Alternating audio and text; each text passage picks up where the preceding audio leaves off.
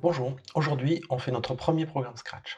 Alors normalement l'installation s'est bien déroulée, voir la vidéo précédente. Maintenant il s'agit de construire. Alors voilà ce que je vous propose. Un programme simple mais riche. Nous allons tracer un L.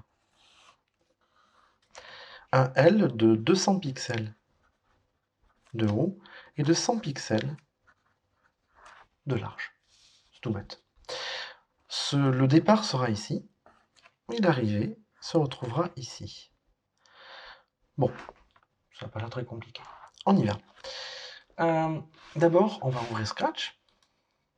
Et là, on se rend compte que, comment ça s'appelle? Le lutin qui est proposé n'est pas très pratique. Alors, je vous en propose un autre. Dans les lutins, là, on clique. Et il y en a un qui est assez pratique pour ce genre de choses, c'est la flèche. Allez, OK.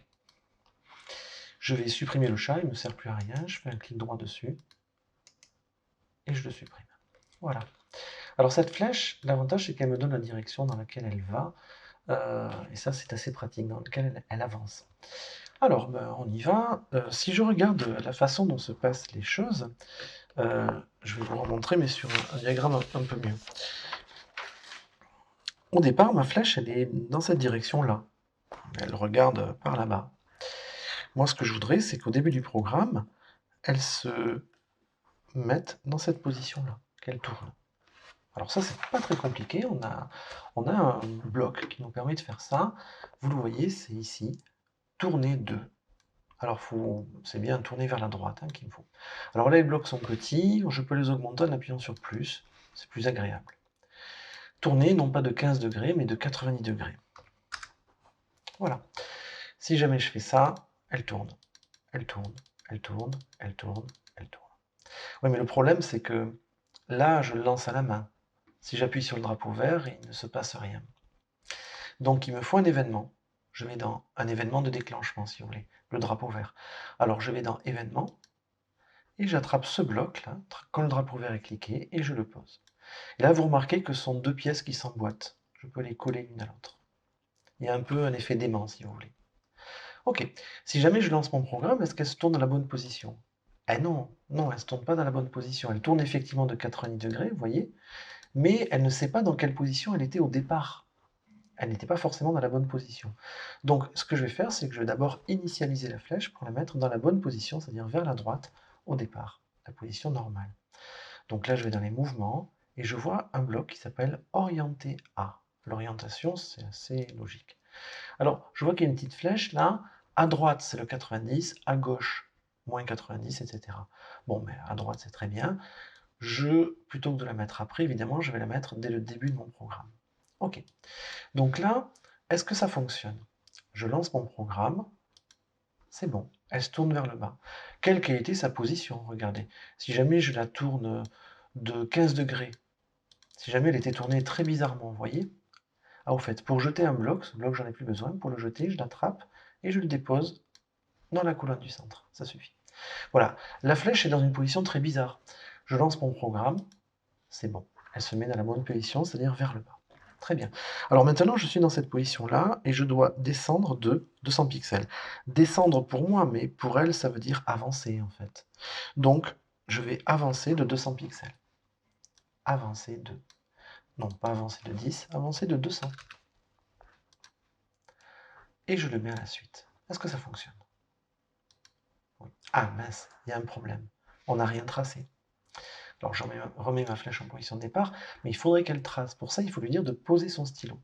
Je vais donc dans les stylos, et je vais faire mettre le stylo en position d'écriture. Et ça, il faut que je le fasse dès le début, au début, avant le avancer. Est-ce que ça fonctionne? Oui, ça fonctionne. Ça fonctionne deux fois? Oui. Ah mince, il y a un problème, c'est que le trait précédent ne s'efface pas. Et à force, je vais avoir des traits partout. Donc il faut que j'efface mon tableau avant de commencer. C'est assez logique. Donc je vais prendre un effacer tout dans les stylos. Effacer tout, je vais le mettre tout au début. À n'importe quel endroit dans la partie initiation. Voyons, est-ce que ça fonctionne? Je mets ma flèche, je lance le drapeau vert. Super. Ok, mon bonhomme, voilà ce qu'il fait pour l'instant. Il fait ça, il fait ça. Maintenant, il faudrait qu'il tourne dans l'autre sens. Il faudrait qu'il tourne de 90 degrés, mais cette fois vers la gauche. OK. Mouvement, tourner vers la gauche de 90 degrés. Bon, inutile de tester, ça va marcher. Maintenant, il faut qu'il avance de 100 pixels. Ce mouvement-là. Avancer de 100 pixels. Allez, on teste. Je prends ma flèche, je mets à peu près par là, je lance. Ah, c'est pas mal. Il y a un défaut tout de même, c'est que ma flèche, elle est là, et je voudrais qu'elle soit pas là, parce qu'elle cache une partie de mon dessin. Donc je vais aller dans les apparences, et je vais prendre le bloc caché.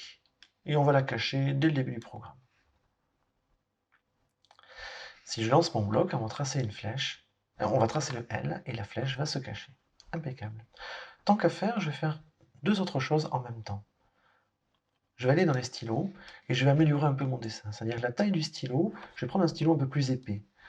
Dès le début du programme, je vais mettre la taille à, je sais pas, 6. Donc je vais avoir un trait 6 fois plus épais. Et la couleur, je vais changer la couleur, mettre la couleur du stylo A. Alors vous remarquez que là c'est une espèce de bleu. Alors je vais cliquer sur la couleur, clic gauche, et quand je déplace ma souris sans cliquer, vous regardez, vous voyez qu'elle attrape les couleurs qu'elle survole, partout dans l'interface. Pas à l'extérieur de Scratch, hein, mais dans l'interface. Alors là, je vois qu'il y a un rouge qui m'intéresse. Je clique sur le rouge. Et donc, ce sera la couleur rouge. Bon, il ne me reste plus qu'à faire le dernier essai sur mon travail, mais ce sera terminé. Je le lance. Nous avons notre L. Une dernière chose. Si jamais je veux relancer mon programme, je ne sais plus où est le L. En double-cliquant sur le lutin, il me dit qu'il est là, mais il ne se voit pas. Donc, ce que je peux faire, c'est aller dans les apparences, attraper un bloc montré, et le mettre quelque part sur la table. Si je double-clique dessus, ma flèche revient, je peux la placer. Alors évidemment, nous verrons un moyen de replacer la flèche automatiquement dans une vidéo qui parlera des coordonnées. Mais là, pour l'instant, ça suffira pour aujourd'hui.